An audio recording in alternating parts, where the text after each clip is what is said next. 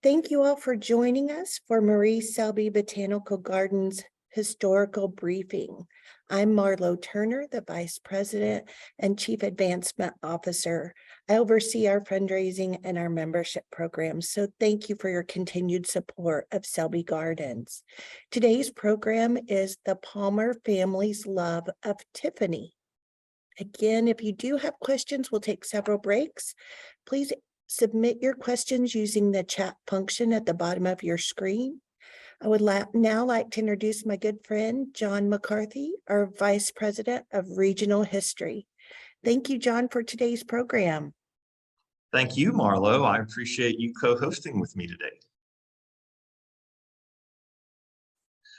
Welcome, everyone. I am so excited about this presentation. And before I get started, I just want to acknowledge that this was all inspired by the wonderful exhibition that we have going on now at the downtown Sarasota campus, Tiffany, the Pursuit of Beauty in Nature. And I want to particularly thank Jennifer Romanecki, our president and CEO, because she invited me to do this historical briefing, linking the work of Tiffany with the patronage of the Palmer family, who are so deeply rooted in the history of our historic Spanish Point campus. So this really brings a local connection to this globally significant artist. And I think it's always fun to be able to explore this part of our history. I have pulled images from a number of sources today, Chicago Historical Society, Doyle Auctions for some of the items that have gone up to auction in the last couple of years. My high school friend, Lee McLean, who lives in Chicago and was able to take some wonderful photographs for me. The New York Public Library digital collection, some of the images that you saw in the waiting room are from that collection. And then the photo collection of Pauline Wood Egan, beautiful photographs of Bertha Palmer, and we're gonna have a chance to see those today. And then some general photos from Wikimedia Commons. So these are the sources of the images that we're using. And the whole idea behind this program is kind of to demonstrate how this relationship exists between artists and their patrons. Because of course, artists are full of talent and all this creativity and these expressions of beauty. And in the case of Louis Comfort Tiffany, the expressions of beauty in nature. But without patrons to purchase your work and encourage you along, you don't get that far. And so in the case of today's program, what you'll learn is that the Palmer family, two generations at least of the Palmer family that we cover today, have been patrons of the Tiffany companies, both that of Charles Louis Tiffany and Louis Comfort Tiffany. And I've broken it up into three sections. We're going to talk a little bit about the background of the Palmer family and the Tiffany family. There's some interesting similarities, actually.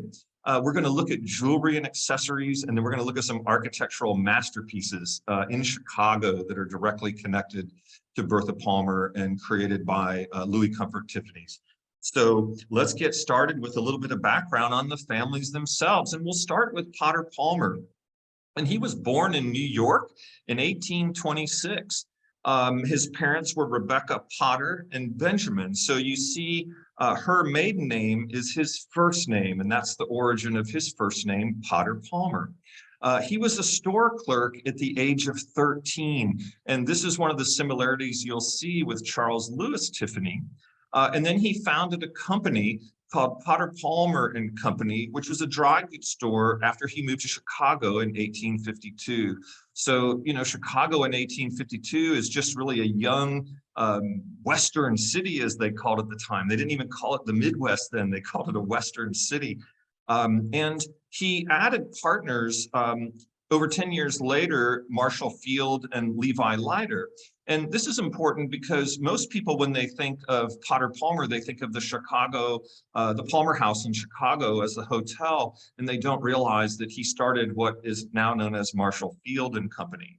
And he married Bertha Honore, who was born in Kentucky, but also in Chicago at that time. They were married in 1870. So let's talk a little bit about Bertha, because she was just as much of an admirer of the Tiffany's art as anyone.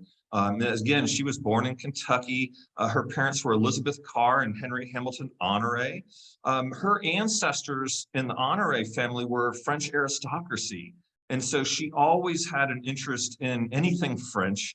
And we've explored some of this in prior programs in terms of her relationship with Claude Monet and other things like that. And of course, she's famous for having been the president of the Board of Lady Managers of the Columbian Exposition, which was the Chicago World's Fair of 1893. And her and the other ladies were responsible for the women's building. This is the first time that a building was designed specifically to showcase the accomplishments and achievements of women at a state fair. And she was in charge of that. And she did such a great job that President McKinley actually appointed her to be an ambassador to France for the Paris Exposition in 1900. And for that, she was awarded the French Legion of Honor, which was a tremendous honor for her, in which she felt very uncomfortable accepting this honor from a foreign nation. But she was awarded the honor. So picking back up on Potter Palmer, his dry goods store was remarkable in that he was really the first person to cater to women and to do some innovative practices. And so one of those was unconditional returns. If you purchased something and you found that you didn't like it, you could bring it back, no questions asked. Another practice is that if you weren't sure if you liked something and you wanted to take it home and live with it for a while, he would allow you to do that. And then if you wanted it, you could come and purchase it.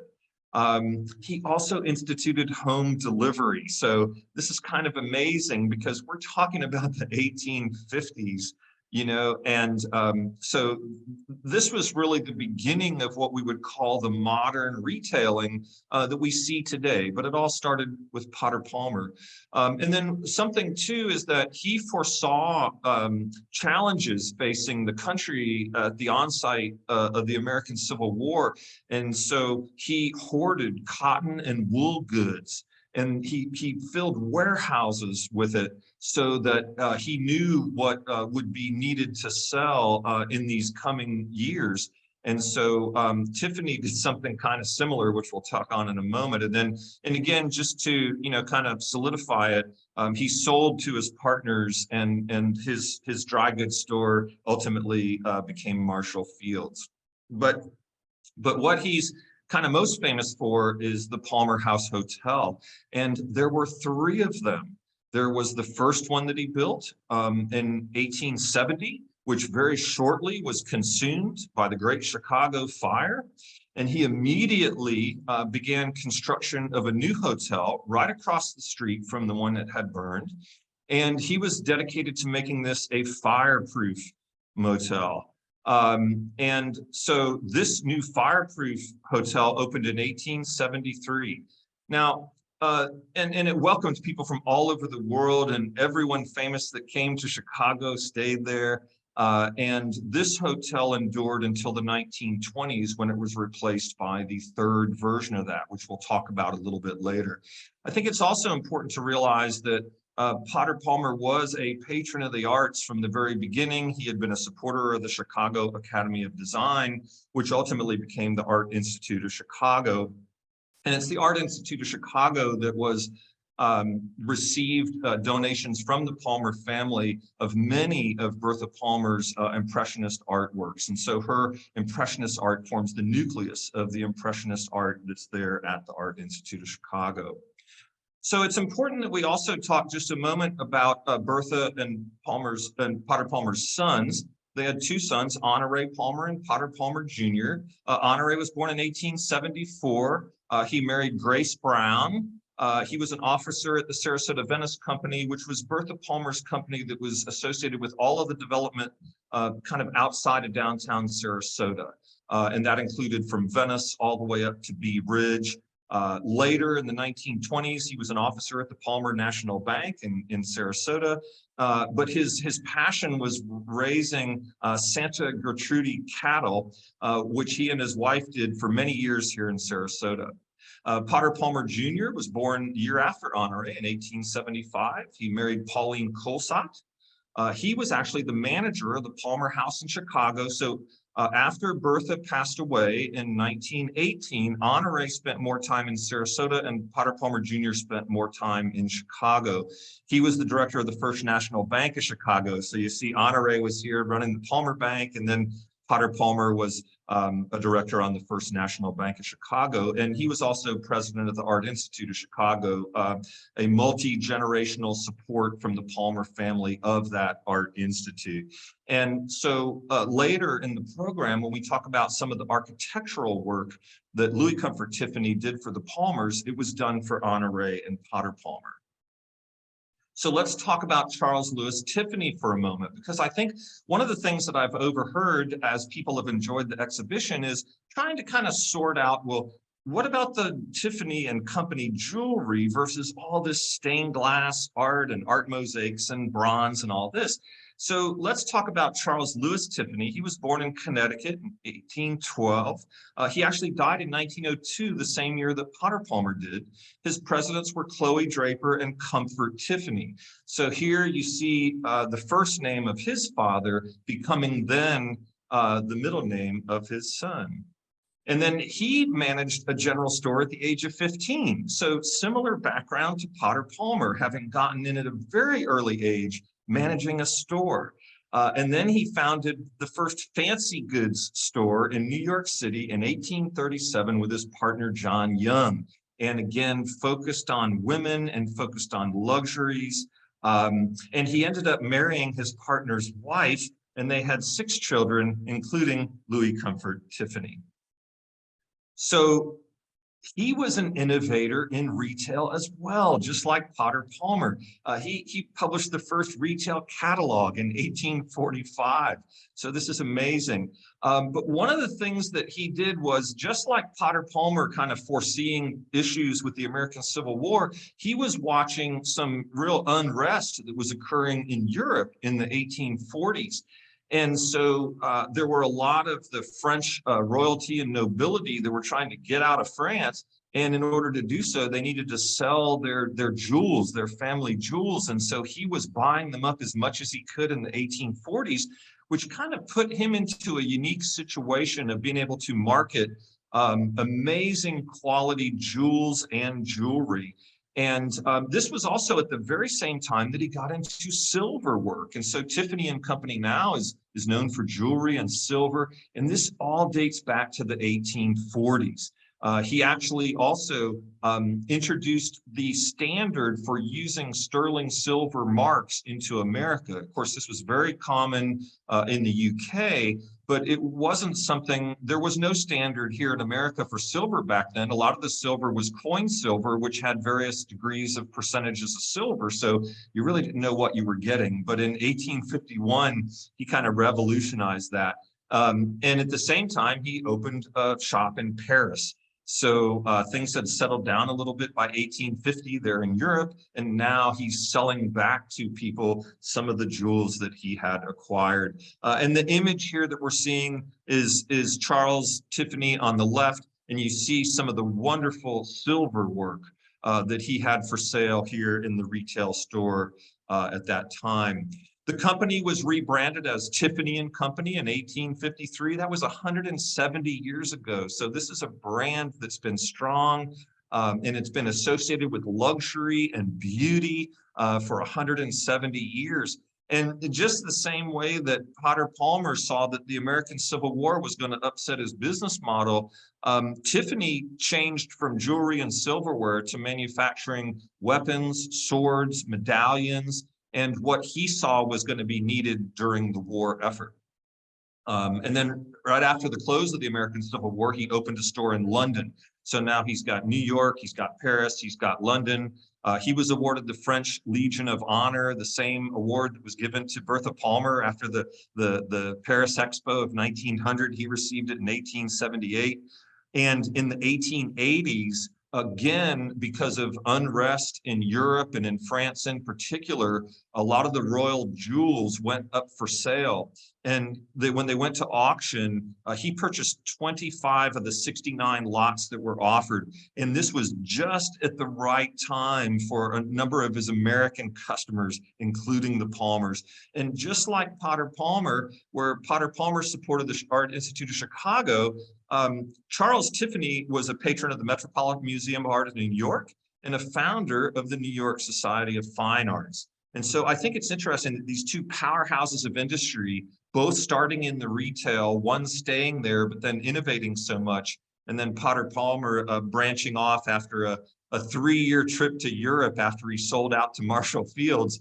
He comes back and he says, hey, I'm going to be in the hotel business. And I just, as I was doing the research, I came across a couple of images and it just struck me, and I thought I would share them with you today. The Tiffany residence in New York versus the Palmer Castle in Chicago, both on a corner street, both prominently located, both have a little corner turret there, both grand homes at the time, both representing the type of wealth that these men had earned in their lifetimes. And I just thought you'd like to see kind of them side by side, because these people were so closely related. And then going down a generation, of course, the son, Louis Comfort Tiffany, born in 1848.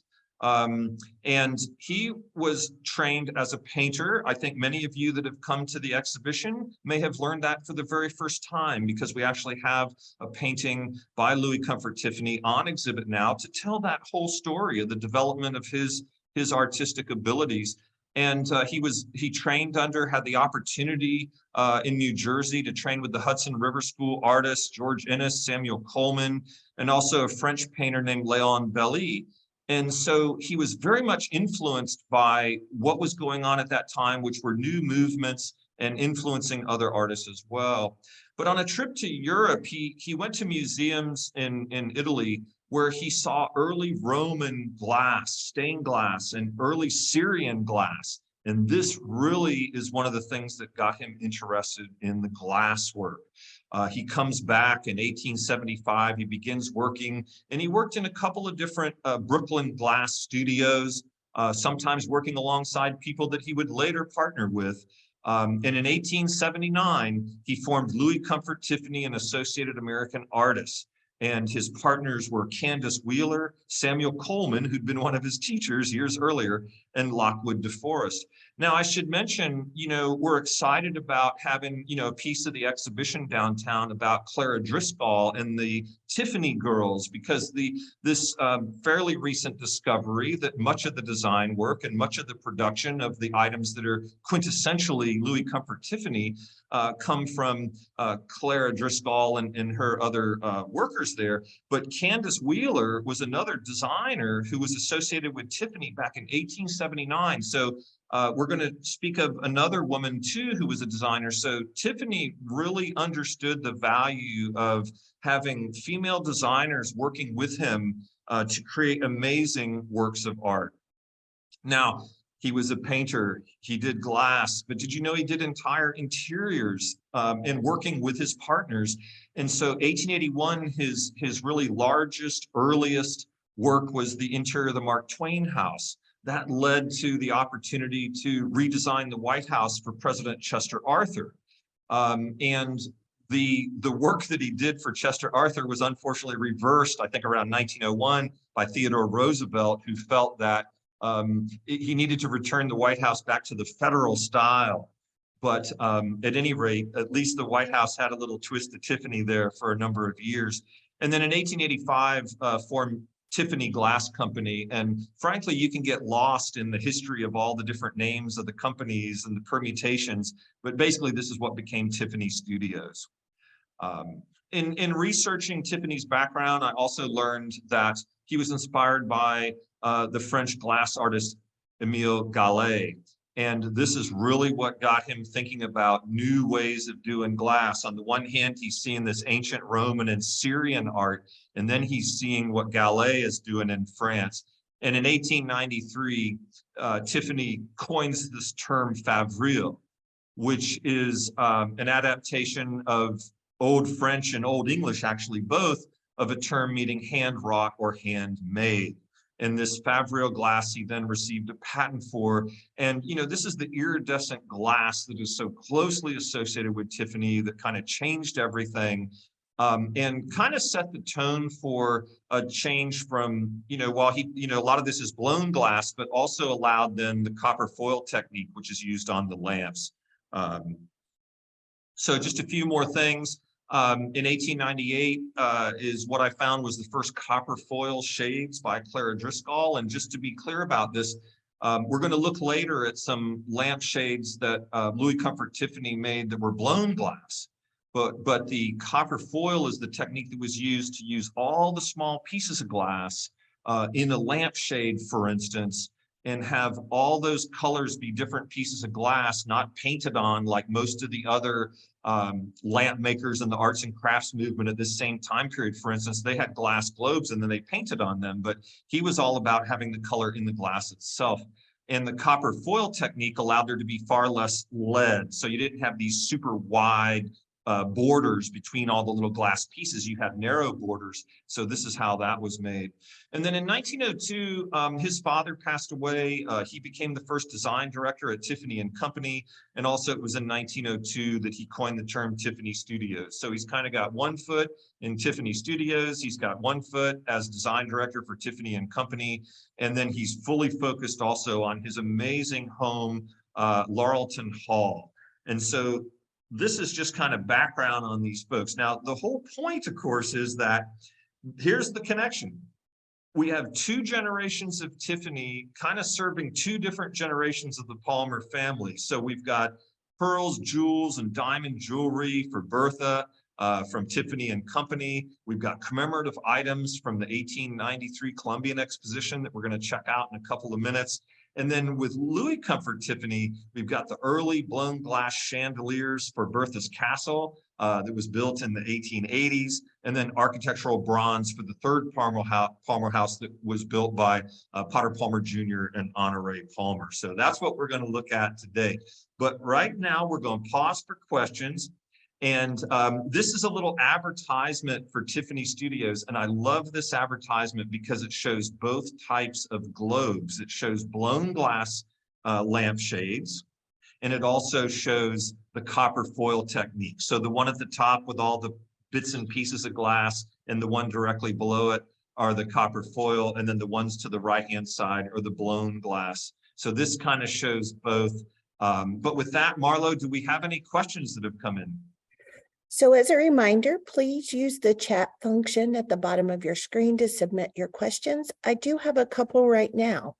So John, can you tell us what caused Tiffany glass lamps to be so popular? Well, I think one of the things about history is to be able to put things in context. And so if we're thinking about what was going on in the 1880s, there was this new thing called electricity in your home if you were wealthy. And there was a new thing called an electric light bulb. And this electric light bulb was perceived as being a very harsh light.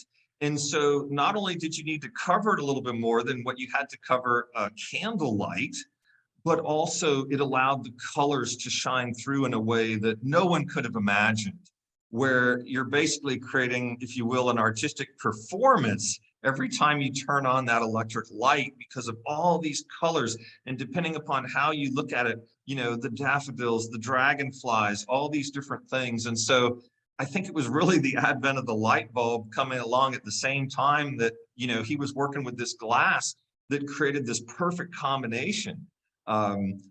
That's my opinion. That's the only thing I can figure from what I've researched. That's wonderful. And we also have a question about, was Clara Driscoll well known as a designer at the time she was working?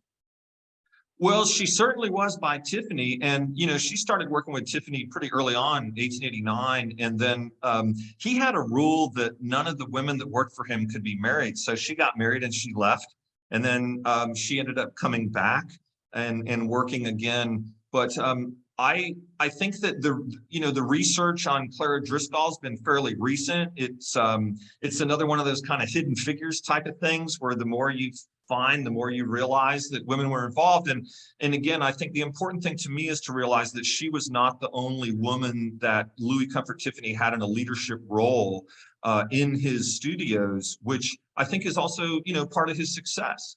But I don't know how well known she would have been really outside of those circles.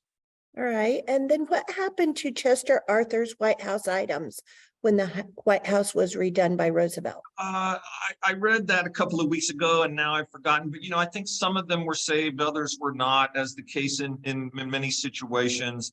It wasn't the entire White House that was decorated, it was certain rooms, but I'm sure some of it survived and I'm sure some of it probably didn't survive. And I apologize, I don't have a firm answer for that question. Okay. And finally, for this section, did Louis Comfort Tiffany ever come to Florida? Actually, Louis Comfort Tiffany retired in a sense to Florida, like many people in 1920, at the same time that the Selbys were getting ready to build their house here on Palm Avenue. He was building an octagonal shaped house with every room octagonal shaped down on Biscayne Bay on Brickell Avenue in Miami.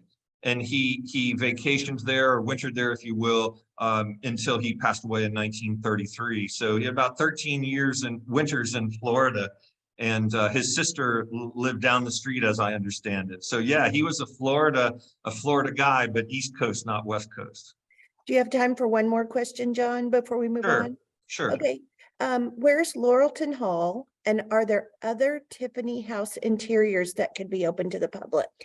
Yeah, Laurelton Hall no longer exists. It was on Long Island, but unfortunately, it no longer exists. And the Morse Museum here in Florida, which I believe has the largest collection of Louis Comfort Tiffany glass, I believe has portions of glass from Laurelton Hall. And so folks who get inspired by our exhibition here, they probably want to travel to the Morse Museum, and then they probably want to come back here and see our exhibition one more time, because every time you come, you learn new things, you see new things, and it kind of opens up your understanding even greater. And the Morse Museum is just outside of Orlando. I can't remember, is it Winter Park or Winter Haven? I always get those two. Winter Park. Winter Park. Okay, so I'll be back in a few more minutes. Keep your questions coming in, and we'll take those in the next segment. Thank you. All right, now we're going to talk about jewelry and accessories. And in this case, we are going to look at photographs of Bertha Palmer, and we're going to see what she's wearing. So this is one of the classic images of Bertha Palmer. We know she loved pearls. We know she loved European and rose-cut diamonds. We know that she liked choker necklaces. She liked hat pins, and she liked little pins that she could put on her bodice. And so this image shows pearl earrings, shows a beautiful choker, and it shows a little diamond and pearl studded bow, if you will, attached to the choker. And then she's got a very small little piece of jewelry on her bodice there on her dress. And so this is a photograph that I have literally seen thousands of times, but only in doing research for this did I really look at the jewelry itself. And then this is a wonderful photograph. And this shows a pearl choker that has then a pendant with it with pearls and diamonds. This shows the fleur-de-lis on the bodice, which was very common for Bertha to wear a fleur-de-lis. Of course, the fleur-de-lis is kind of a symbol for French royalty. And so this was part of her ancestry, and she felt proud to wear a fleur-de-lis. She also, in this case, is wearing an amazing hairpin. And we can see that in the image. And then I love the white gloves and the bracelet over the gloves, of course, otherwise you wouldn't be able to see the bracelet. So I think we've got a close-up view of this.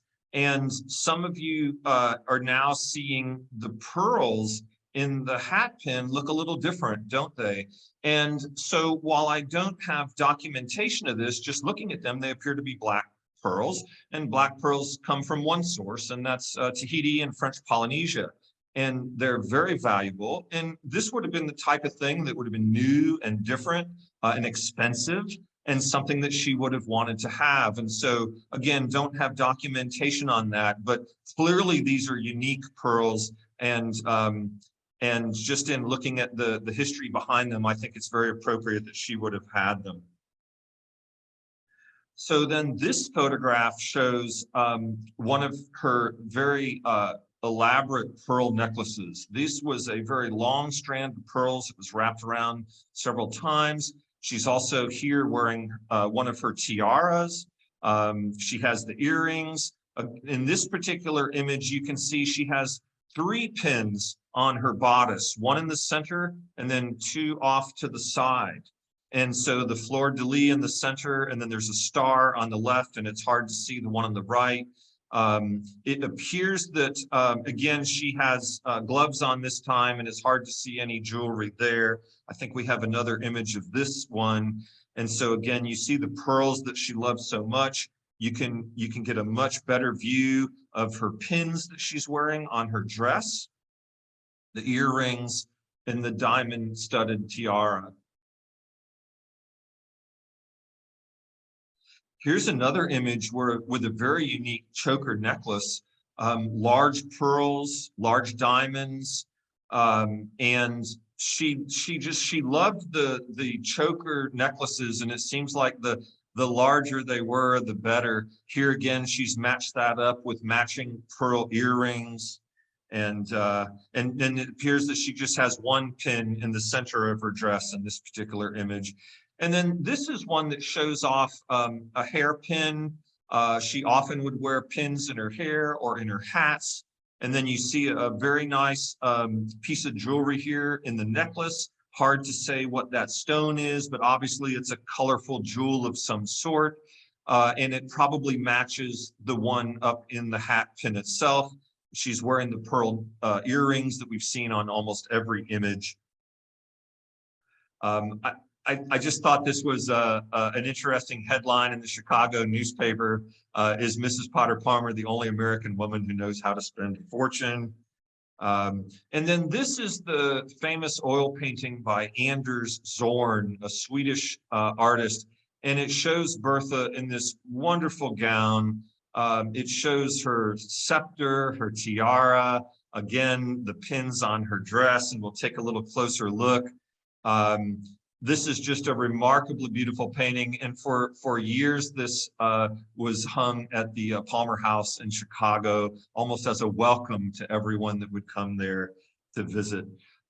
So I need to disclose that we have no way of knowing that all of the jewelry that she's wearing in those photos is from Tiffany, but we do know that she was enamored with Tiffany jewelry, that she shopped, and Potter Palmer shopped at Tiffany in New York. She would acquire jewelry from the Paris shop as well. And, you know, she also had an apartment in London. So I'm sure when she was there, she may have obtained some items as well. But the next couple items we're going to look at are documented Tiffany. And these are items of jewelry that were owned by Bertha and then ultimately auctioned off in fairly recent years. And so this is a beautiful fleur-de-lis pin or brooch. And you can see that it is pearls and then rose-cut diamonds. And here's the auction description for it. It has 7.5 carats of European and rose-cut diamonds, and it has 30 pearls. And obviously it's a fleur-de-lis. And you can see the attribution at the bottom is Bertha Palmer, and then by descent. And so this is just a wonderful, wonderful piece of jewelry that was passed down in the family, and now it's being enjoyed by someone else. And I put this image in to show you. Here's an example of her wearing a fleur-de-lis pin, very different than the one we just saw. But again, her pride of being associated with her French ancestry and almost always having the fleur-de-lis as a part of her jewelry repertoire. And then this is another item that came up for auction, attributed to Tiffany and Company, and it's a little bow with a little dangling diamond pendants, all on a very nice pearl necklace. And so this is another item, in this case, 72 round pearls, and set with old European and single cut diamonds of 13.5 carats. Now, this is interesting. Yesterday, when Marlo and I were going through a little dry run on the program, she said, "John, you know, that's interesting. That's a very small neck size at the 14 and 3/4 inches, and usually they're 16 inches."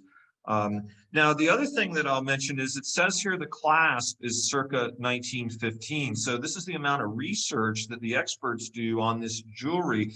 I think it's possible that the diamond bow was repurposed from being a pin to being a part of a necklace, which would have made sense if the clasp is from 1915, because the diamond ribbon is probably much older than that. And here we have that same image I showed you earlier on the headline, but you can see that what appears to be a very similar diamond bow on that choker. So it could be that either she, or in this case in 1915, it would have been her, that she repurposed a bow like this, if not this one, into the pearl necklace and gave it another use. Now, this is a medal that she received for some of the work that she did at the Columbian Exposition. And the medal itself is not Tiffany, but it's interesting that it's in a Tiffany box. And I just thought I would show you this for fun, because of the fact that it's the Tiffany blue box, but it's not the little square box. It's a very fancy little box, and it has little gold trim all the way around it. And of course, you see the Tiffany and Company name right there on the box. So I thought that I would include and share that with you. And then one of the last images that I have is this amazing choker. Several large European cut diamonds, and you can see them right there. They're just wonderful diamonds. And by the way, I've used that term European cut and rose cut several times.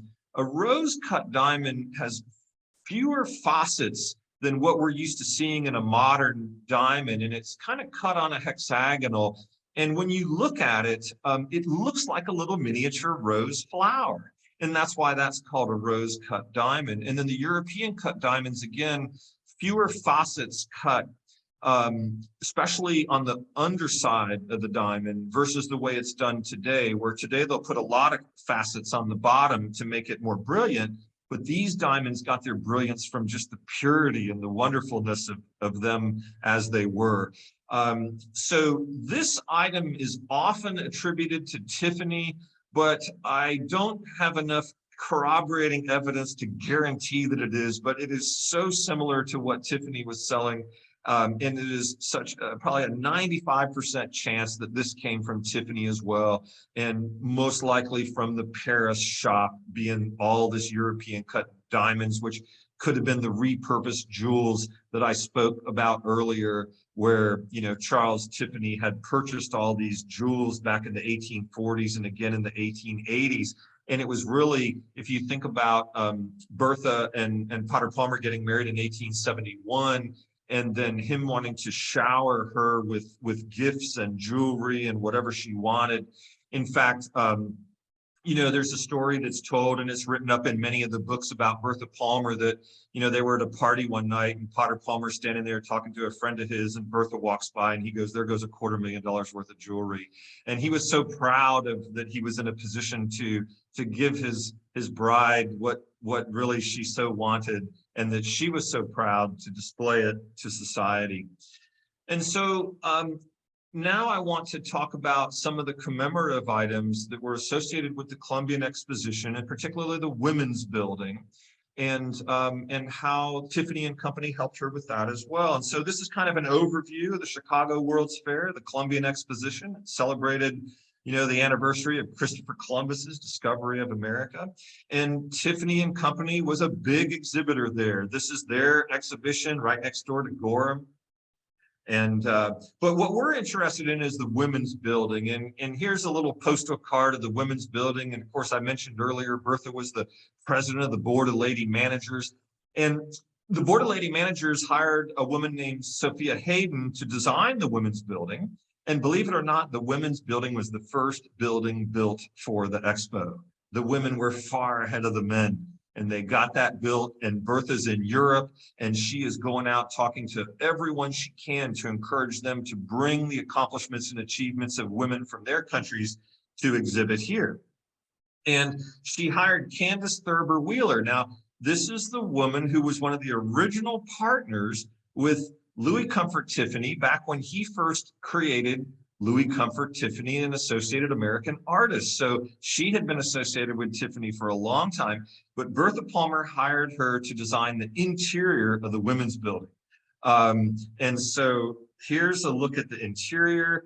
And the whole idea here was to showcase art, to showcase crafts, to showcase literature. So you have a glass ceiling, you've got murals also painted by women. And then you have on the floor plan over here on the right, you can kind of see there was the main rotunda, but then there was also rooms on both floors that were for all the different countries and all the different types of things that were exhibited.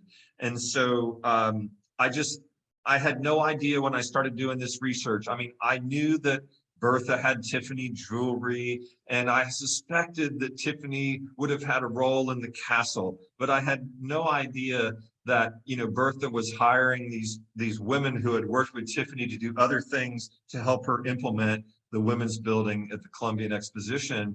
And then another one was this woman, Martha Bassi, who also was in the design department of Tiffany and designed a square medallion for the board of lady managers to wear at the World's Fair. And this is just an old Chicago newspaper about it. And you can see that it mentions Tiffany and Company and her work there and how Bertha Palmer has asked her to do this. And this is kind of the run up to the fair. So this is actually 1892. The fair ran from 1893 and into 1894 as well. And then this situation came about where the women wanted to have a commemorative coin. And so Bertha Palmer and the women selected Carolyn Petal, who was a sculptor with Louis Comfort Tiffany. And but the mint did not want to work with Carolyn. And whether they didn't want to work with a woman or they didn't want to work with her design, but Charles Barber, the design guy at the mint, went ahead and did his own design and put Queen Isabella on the front of it, which I think was always anticipated because Queen Isabella was credited with, you know, supporting Christopher Columbus's voyages and, of course, the discovery of America. So that was very appropriate for the women's building. But this woman kneeling, spinning yarn would probably not have been how Bertha Palmer and the other ladies would have wanted modern women to be depicted. And so Bertha was furious about this. She was furious that her chosen sculptor was not allowed to design the coin and that they kind of behind the scenes did without her. And then she was furious about the kneeling, you know, subservient woman. And then she was furious when she found that the mint was actually melting the coins down because they weren't selling enough of them. And so, but again, another example of women designers, women artists working with Tiffany and then connecting to the Palmer family. And then this was an item I found online. This is actually a clasp for a photo album that was given to Bertha by the other board members of the lady managers of the Columbian Expo. And it closed a photo album. And so this you can see Tiffany and Company, sterling silver. So I wanted to go ahead and share this with you as well. It's pure Art Nouveau, which of course is the style that Louis Comfort Tiffany was most associated with. And then I wanted to show you one more auction item, because when you come to the exhibition, you have an opportunity to see at least two pieces that showcase the glass mosaic technique. One is a painting, and then the other one is a little basket. Next to it is an inkwell at our exhibition. Well, here's an inkwell that was purchased by Potter Palmer Jr. And so it's the inkwell and the ink holder. You see the glass mosaic. You see the wonderful gilt bronze or gold-plated bronze Art Nouveau design on the inkwell and on the border of the tray, and then the lovely letter opener. And so this is estimated to be approximately mid-20s. And here's a closer view. Again, using these very small pieces of multicolored glass was very innovative. And just what a beautiful, beautiful piece that may have been a gift to Potter Palmer, because this was created at approximately the same time when Potter Palmer Jr. is getting ready to do some major acquisitions from Louis Comfort Tiffany. Was it a gift from Tiffany? Was it something that he purchased? Was it a gift from his wife, Pauline? We'll probably never know. So with that, I think we'll stop again, take time for a couple of questions, and we're going to look at some more photographs of architecture. Thank you. So going back just one segment, we have a question.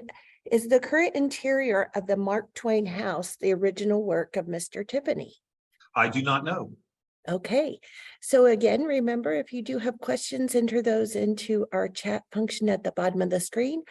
What I happened? will say, Marlo, that I'd like to commend the person who asked that question, because it is very rare when I can't answer a question. So this just puts me on another path to do a little more research. So thank you for the question that I could not give you an answer to.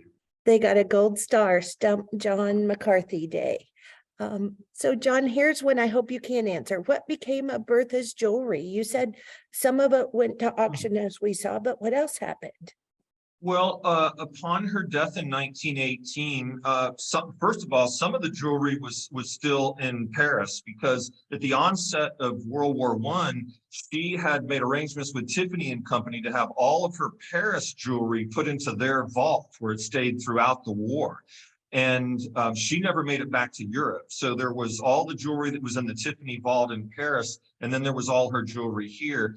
And so I have read that in the letters of Pauline Palmer, Pauline Colsat, who was Potter Palmer's wife, Potter Palmer Jr.'s wife, that they sat and divided up the jewelry between Honore and Grace Palmer, and then Potter Palmer and Pauline. And she said what made it easy to divide it was that Bertha had multiples. So she had two of the super long strands of beautiful pearls. So they each received that.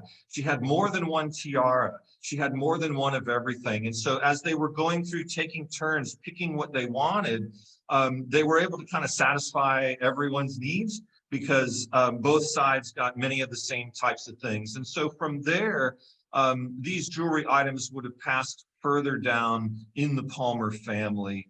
And in the case of Honore Palmer, the two sons of Honore and Grace did not marry, and so there isn't as much progression on that side. But at any rate, yeah, so I think it's great to read about a family that shares the inheritance, in a proper way. Absolutely. You talked about Mr. Palmer giving Bertha a lot of her jewelry. Did she ever go out and make her own purchases, or work with the designers herself? Yeah, I think she probably did. I mean, he passed away in 1902, and I'm sure that if she saw something that struck her fancy, she would have acquired it on her own. I mean, she was very focused on the business dealings. I will say that, one of the things that probably changed in her life upon his passing was that, she became very involved in the business side of things. So she might not have had as much time, but I would think when she was traveling in Europe, she might have found something, at Tiffany there, or acquired something. I know that in the Chicago History Museum, they have 50 pieces of correspondence between Bertha and Tiffany and Company. But I couldn't get anyone up there to research that so that I could actually see what it's about. But you figure if somebody has 50 letters going back and forth between Tiffany and Company, I think that she was doing some of her own purchase of jewelry, yes. That's amazing. So what are the other designers Bertha liked? Who would she have worn besides Tiffany? Okay, well, we're going to get into that in the next section, because there was a jeweler that was a part of, and their shop was actually in the third Palmer House Hotel. Now, this was a jeweler that had been around Chicago since the 1830s. In fact, Mr. Peacock, as his name was the first company formed in Chicago, as I understand it, or the first retail establishment. So it's possible that over the years, she or Potter might have acquired some amount of jewelry from Mr. Peacock as well. And that really leads us into our next segment. All right, well, let's move to the next segment. I do have one question, but we'll come back to it later. Okay, that sounds good. So next, we're going to look at photographs of architectural masterpieces. And so again, back to the Palmer Castle, it was called, on Lakeshore Drive. So if we go back in time, Bertha and Potter are married. They are staying at the Palmer House Hotel at Burns. They build a new one. They live there for about 10 years, and then they start designing this in 1881, 1882. And originally it was going to cost $90,000. It turned out that when it hit $1 million, Potter asked his accountant to stop telling him how much it was costing. But at any rate, inside we find some early work of the Louis Comfort Tiffany. And so if you look at these chandeliers, okay, so all the interior of this building was designed by the Herder brothers. And the Herder brothers did interiors in a magnificent way. But they designed these chandeliers, but the blown glass globes in them were created by Louis Comfort Tiffany. So this is one great example of Tiffany's work in the 1880s. And it comes to find out Herder and Tiffany did a lot of work together as they were doing interiors and then bringing in his lamps. They also had done the furniture for President Grant's White House update. But let's take a closer look at these. This is in her dining room. And again, you can see these are probably gilt bronze in terms of the metal portion of them. And then inside them are these wonderful blown glass globes. And this is probably 1884, 1885. The house was completed in 1885. So here's an example of L.C. Tiffany right in Bertha's castle there on Lakeshore Drive. And then we'll come to the second of the Palmer houses, because this building had been constructed in 1873. And, you know, the Palmers are thinking, you know, it's 1920s, they've got to update it. It's you know, 40 years old plus. And so they built this structure. And what was fascinating about how they did this is they didn't want any interruption of business.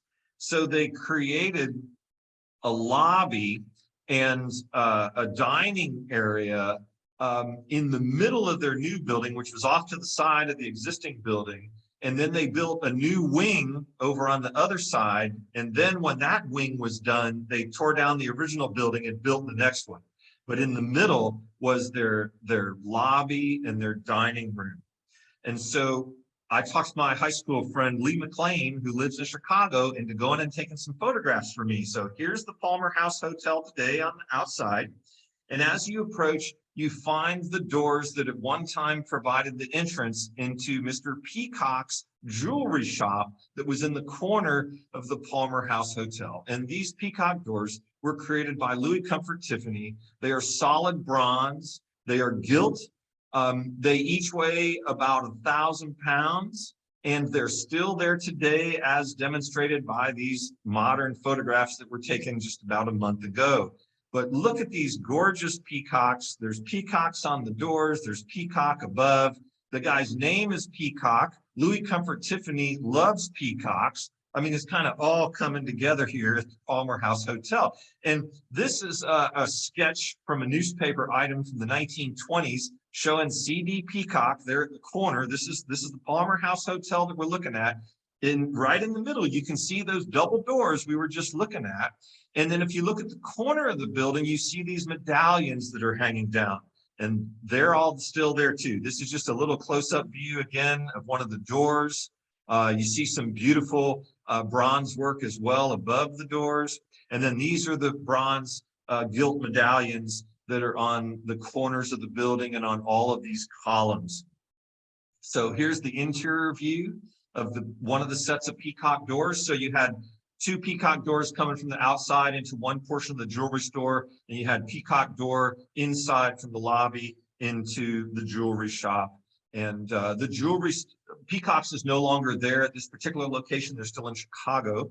And then here's some close-up views of these. Again, with much appreciation to my friend Lee, who without her, I would not have these photographs to share with you today. And wonderful peacock, the work of the team at Tiffany Studios. And this is the lobby of the Palmer House Hotel. And so you come into this lobby. It has an amazing painted ceiling that could be the topic of a whole additional presentation. But I want you to look at the wall sconces. They're like mini chandeliers on both sides, all around the room. So let's take a close look at these works of Louis Comfort Tiffany Studios, these wonderful gilt bronze sconces that are the entire lobby of the Palmer House Hotel. If you look aloft a little bit to the left, you can see a little railing there. We're going to take a look at that later on to see that detail. And then here, this is kind of, you walk into the lobby, and if you go straight ahead, you enter the Empire Room. And the Empire Room originally was a dining room, and then it was converted into a nightclub. And so Judy Garland, Frank Sinatra, Liberace played here for years. This is where everyone came for entertainment in Chicago. And so the Empire Room, I mean, this was the place to be. And greeting you and kind of welcoming you to the Empire Room and kind of guarding it at the same time are these two magnificent bronze angels. And these each weigh about 2,000 pounds, solid bronze. They're gold gilt. They were originally thought, you know, like if you'd ask somebody in the 1970s or 1980s who designed these, they said it was the same guy that designed the Statue of Liberty because they thought it looked like the Statue of Liberty. But then Mr. Hilton did a study of all the art in the building and found that it was actually Louis Comfort Tiffany. And these are said to be the largest bronze sculptures ever created by Tiffany. And here they are at the Palmer House, and they're still there. In fact, the Palmer House Hotel underwent a multi-million-dollar renovation a couple of years ago, and one of the aspects of restoration was to touch up the gilt on these angels. So let's just take a look at a couple of more of these photographs. Again, it's against this backdrop of this wonderfully painted ceiling, and we'll just check out these amazing bronze angels. So when you go to Chicago, make sure you go to the lobby of the Palmer House and check them out, and remember Selby Gardens and our exhibition and how we combine art and nature in the same way that Louis Comfort Tiffany did.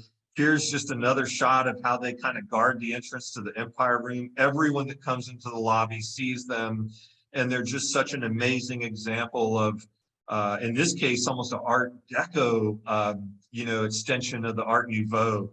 And then this is a little medallion that is replicated around on the little mezzanine there on the railing.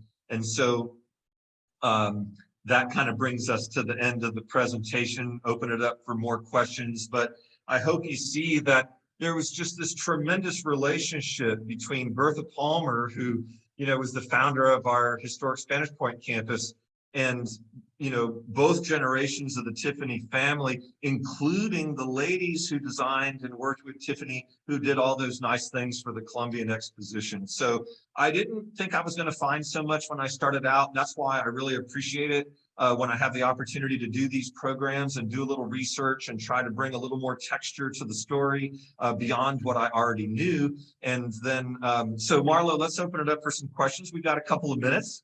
Okay, I want to give you a little help. One of our people that's joined us today, thank you for your research. They did let us know that the Mark Twain house on the first floor has several preserved pieces and they're in good shape. Maybe they've been, they didn't disclose, but that's very helpful. Laurelton Hall burned down in the 50s. If anybody was worried about what happened to Laurelton Hall. And then we also found out that the woman architect for the women's building of the exhibition was the only woman architect for the fair. She and Bertha disagreed quite strongly because of the items Bertha wanted to bring in. And the woman was later fired or quit, and she never did another building. Now, here's some questions for you, John. So thanks everyone for your help. Thanks to our listeners. Yeah, it's good they're paying attention. So why did the sons never marry? Do we know what? Oh, no, you can't get in someone's head like that. Right? Yeah, it's hard to know. All right, well, let's get into things we do know. Is the Palmer Castle still available to see, or any remnants of it? No, the Palmer Castle was destroyed in 1950. However, in doing the research, what I found is that those chandeliers that we were looking at are actually in a private residence in Atlanta, Georgia. Wow. So, you know, there were a lot of people that you know, didn't appreciate Tiffany's work, and there were a lot of people who super did appreciate it. So luckily, in a lot of these cases, you know, at least portions were salvaged. Wonderful. Is there, you mentioned a couple of things in the exhibition. If we come to take a second look after hearing this presentation, could you point those out again or tell us anything we should pay attention Sure. to? When you first come into the South Gallery, there's an excellent example of a blown glass lampshade. In other words, one piece of glass. And so knowing that Tiffany did both blown glass and then the copper foil technique with all the little pieces of glass, I think it's great that we have a fantastic exhibit of a blown glass dome. And then, of course, we have several examples of the copper foil technique. And then when you move to the other gallery and you have examples of the glass mosaic technique, both on the wall as well as the little basket that I mentioned. And then, of course, you have all the wonderful Favril glass vases or vases. And, that's that iridescent glass that made Tiffany famous. That was his kind of creation. He patented it, he named it. And that's what he became really famous for. And we have so many fine examples of that. And then we have the painting of his, which takes him all the way back to his art origins, studying with these Hudson River School artists. And so I think that what's wonderful is that the exhibition team, working with generous loaner, has made it possible for us to have such a wide variety of the work of Louis Comfort Tiffany in the studios and Clara Driscoll and all the other ladies. And so it really, I was very happy to be able to find examples that matched up with a lot of those things that I could connect back to Palmer and kind of bring it all to help people enjoy the exhibit. Well, you did a wonderful job and it does enhance the exhibit. I definitely am going to go take a second look when we finish up this afternoon. I can't thank you enough for sharing your knowledge with us. Everyone come back out and see the exhibition. It's on display until June 25th. So you've got a couple months. Today is a lovely day in the garden. There are lots of visitors and people enjoying what's happening, but don't be scared off with parking. It's super easy to get on campus and we want you to come out. Programs like this help us expand our mission of providing bayfront sanctuaries, connecting people with air plants of the world, native nature, and our regional history. We can't thank you enough for joining us and being interested in this programming, because John and I can have these conversations all day long and be excited, but we like that others of you are out there and helping us and being excited as well. We don't have a date for our next installation of historical briefings, so watch the website and watch your email. We'll always be sending out updates. John's cooking up some ideas right now, and he's got to get them a little more well-defined, and then we'll announce those. So everyone have a great day and come see us in the gardens. Thank you, Marlo. Thanks everyone for watching today.